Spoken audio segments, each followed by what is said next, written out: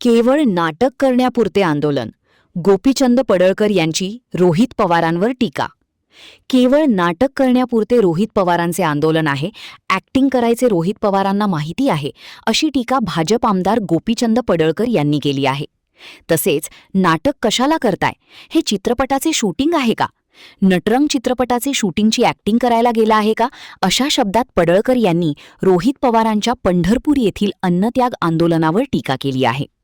रोहित पवारांना आपले आवाहन आहे, जोपर्यंत महाराष्ट्रातल्या शेतकऱ्यांना साखर कारखानदार FRP देत नाहीत तोपर्यंत त्यांनी अन्नत्याग आंदोलन सुरूच ठेवावं. सोलापूर जिल्हा पोलीस प्रमुखांना आपली मागणी आहे, रोहित पवारांच्या अन्नत्याग आंदोलनाच्या बाजूने पूर्ण सुरक्षा लावून रोहित पवार याला अन्नाचा एक घास देखील खाऊ देऊ नका. रोहित पवारांना 1-2 महिने आंदोलनाला बसू द्या, असे देखील आमदार गोपीचंद पडळकर म्हणाले. त्याचबरोबर रोहित पवार आणि त्यांच्या आजोबांनी महाराष्ट्रातल्या शेतकऱ्यांना सगळ्यात जास्त लुटलंय, अशी टीका देखील पडळकर यांनी केली आहे. ते सांगलीमध्ये बोलत होते. शेतकऱ्यांच्या जेव्हा आम्ही आलोय त्यामुळे आम्ही लोकांची काळजी करतोय. रोहितने ॲक्टिंग करायची आवश्यकता नाही. आणि जर खरंच आंदोलन करायचं आहे, जोपर्यंत हे सगळे निर्णय होत नाहीत, जेवढे कारखाने तू ढापलेत ते पहिले सभासदाच्या नावावर कर, जाऊ दे बाकीचे जे विषय नंतर, जयंत पाटलाजी वगैरे नंतर 2 नंबरला बघू. पहिल्यांदा तू कारखाने जे ढापले ते लोकांच्या नावावरती पहिले करून दे, शेतकऱ्यांचे, मग तू शेतकऱ्यांचा नेता आहे. नाहीतर पुढारी व्हायला एवढं सोपं नाही. महाराष्ट्र आहे हे, खोटं बोलून काय होणार नाही. आणि शेतकऱ्याला कर्जमाफी आमच्या सरकारनं केली आहे, चिंता करण्याची काय जाऊ. अहो एकदम स्टंटबाजी करणारा हा माणूस आहे, बोगस माणूस आहे. काय याच्याकडे आहे, कोणतरी त्याचे 4 सल्लागार, तू असं कर, अरे कसं कर, लोकांना माहीत नाही. तू शेतकऱ्याचा कर्जन काळ हा रोहित पवार आणि त्याचा आजोबाचा आहे, हे लोकांना माहीत नाही. आता तुम्ही तारणहार होणार कसं, कर्जन काळाचा तारणहार होणं एवढं सोपं नाही. लोकांना सगळं माहीत आहे. पूर्वी ते चालत होतं, गावात एक पेपर यायचा तेव्हा तुमची नौटंगी चालायची.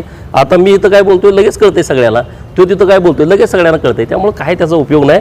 पण जर बसायचं असेल अन्न त्यागला तर ह्याला उपाशी ठेवला पाहिजे. नाहीतर तिथं वडापाव खाणार परत इकडे येऊन म्हणणार मी शेतकऱ्यांच्यासाठी जोपर्यंत कर्जमाफी केली आणि आता तू कर्जमाफी कसली करणार आहे. कर्जमाफी झाली, आता ती कार्यान्वित होते आणि परत त्याचा काही उपयोग नाही. चांगली गोष्ट आहे. देवाचे आभार मानले पाहिजेत की ज्यांना कधी आंदोलनाची सवयच नव्हती, ज्यांना फक्त लुटायचं खळं माहीत होतं. शेतकऱ्यांचं खळं महाराष्ट्रामध्ये सगळ्यात लुटलं कोणी, तर रोहित आणि रोहितच्या आजोबांनी. शेतकऱ्यांना गोळ्या घातल्या कोणी, आजोबाच्या सरकारने. मावळमध्ये जेव्हा लोक पाणी मागायला आली तेव्हा तुम्ही गोळ्या घालता.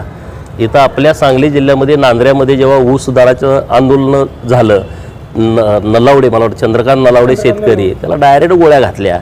त्याचा नातू आता इथं बसलाय आंदोलनाला. रोहित पवारला माझं आव्हान आहे की जोपर्यंत साखर कारखान्याने FRP दिलेली नाही, ती FRP जोपर्यंत शेतकऱ्यांना मिळत नाही तोपर्यंत त्यांना उपोषणाला बसलं पाहिजे, अन्नत्याग केला पाहिजे.